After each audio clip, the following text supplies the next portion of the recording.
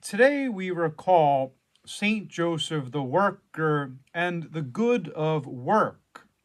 It's not some necessary evil or punishment from God.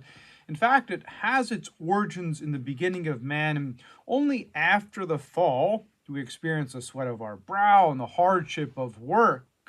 And if we look at work in a holistic way and the good work that is done throughout the world by people, we can see work as this kind of cooperation with God's grace.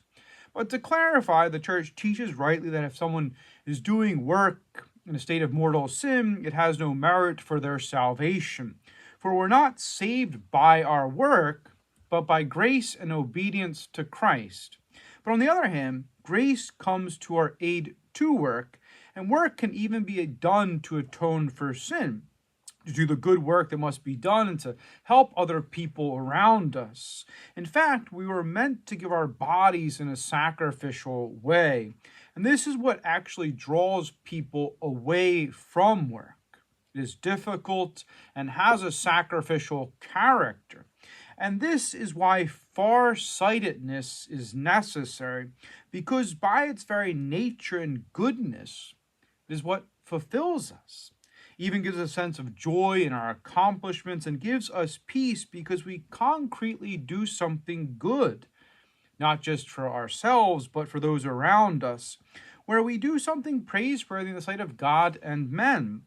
Work also aids us to be self-sufficient and to support other people. Also, it helps us to develop virtues such as fortitude and responsibility, where we become a living stone, a building block in society.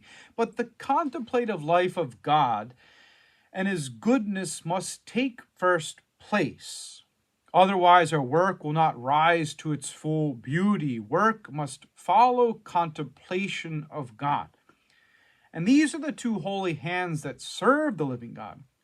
But furthermore, the contemplative life must be our dominant hand, because it feeds off of God living and present and allows God to cut down the pride that often arises out of work when it grows in an unhealthy and ill spiritual way, where we think we are earning our salvation in opposition to simply cooperating with God's grace to be saved.